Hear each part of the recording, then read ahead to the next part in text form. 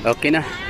Part 5. Part 5 na sa ating ano dito pag-aabang sa opening no ng ano natin Coastal Road sa may Rojas segment sa may junction 2 ng ating Coastal Road dito sa Davao City. So ang nangyari dito, ito na nag-withdraw na yung mga PCSO natin, mga police auxiliary, yung ating mga security clusters nagsialisa na. So ibig sabihin ho nun, walang matutuloy, walang mangyaring opening. So postponed, canceled. So the question na naman natin dito is kailan, no? Bukas ba ulit? Sunod na araw. Yun, abang-abang ulit tayo dito, no? Update na naman natin ito bukas. Tingnan natin kung anong mangyari. Possible, ito hulaan ko na lang. Bukas magkakaroon to ng installation ng mga street lights. Diba? So yung mga audience natin dito, mag-uuwian na sila. So wala naganap na show, wala inauguration show, wala ribbon cutting, o wala nangyaring opening. So postponed, no, canceled. So thank you sa mga nag-antay dito. Better luck next time. Nice try.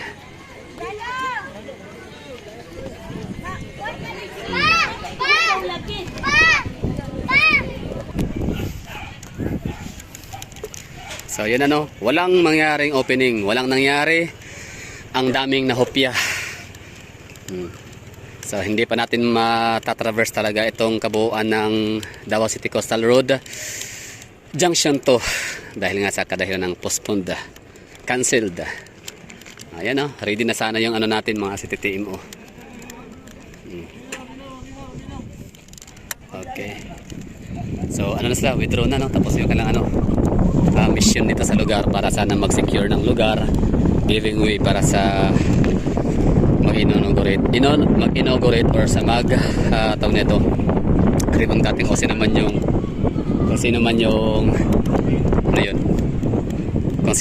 sanang mga politician natin dito or mga official or mga head of state of Davao, no? Walang pulong, lalo na walang Mayor Basti Duterte kasi nga sabi nga nila ay nagkaroon daw ng statement si Mayor Basti Duterte na tungkol dito sa proyekto. Bakit pa daw ito bubuksan kung hindi pa naman talaga siya tapos, which is totoo naman talaga. As we can see, wala siyang mga markings sa kalsada, wala rin tayong nakikitang dito street lights, diba, sa mga tao. Yan, uwi na. Pero okay na to in some point ako'y happy din naman kahit paano bilang isang taxpayers money na nakita natin kahit paano na mamaterialize na itong ating build project ni Tatay Digong, di ba? So ang antayin na natin taga dito yung fully complete siya, 101% passable na siya, na walang walang problema sa security ng mga tao, mga motorista. Basta hindi lang talaga at stake ang security ng ating mga motorist, no problem, open na. Pero yun na nga, di ba, ganyan kagaling ang mga Duterte, di ba? So kudos kay Mayor Basti Duterte, talagang nagsalita siya. Kung totoo man, although hindi ko pa kasi nakita yung kanyang statement tungkol nga doon sa sinabi niya na bakit daw mag-open, hindi pa naman tapos. Hindi pa naman daw tapos na gawin itong daanan. Paano hindi tapos? Kasi nga wala pang mga bagay na siyang masasabi natin talaga na siyang bubuo sa kalsada. Ano ba yun? Para masabi natin passable, safety na siya or safe na siyang daanan ng napakarami, thousands of vehicles. So dapat merong markings, security markings yan, mga lines. Wala tayong nakikita, walang street lights. So mga tao dito, tinan natin mga taga rito lang yan, mga local sa barangay 31, 37, 36 sa mga taga Boulevard, no?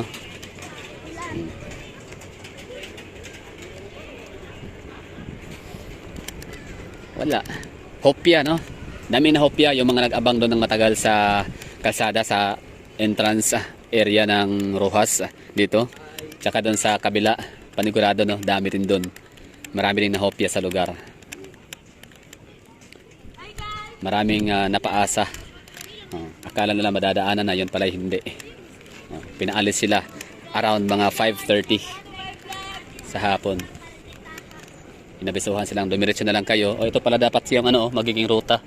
Dito dadaan, yan. Di ba? May nakalagay na mga may mga nakalagay na harang, barricade. Yung parang cone, anong tawag diyan?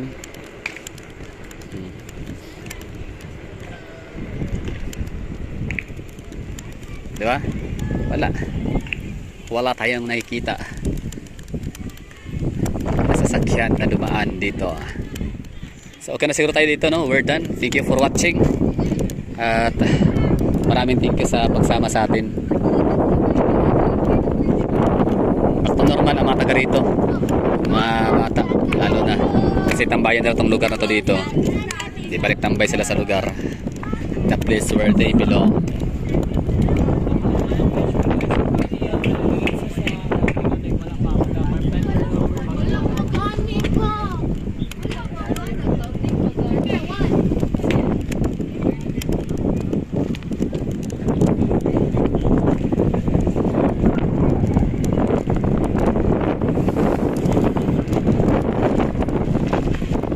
So ito yung madadaanan, i-anticipate nyo na lang, ganito kadilim. Although may meron mga ilaw yung mga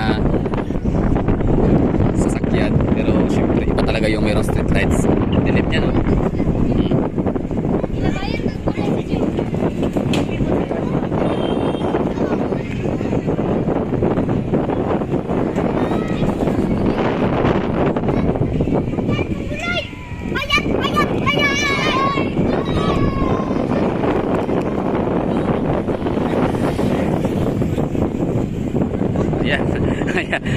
Paano open yan? Di ba? Yan lang yung ilaw.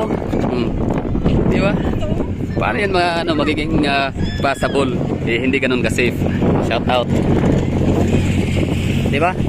Paano magiging passable yan?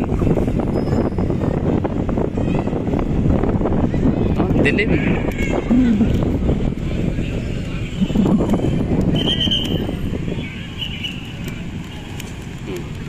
Wala na, maging mga taga mainstream media natin, uwian na.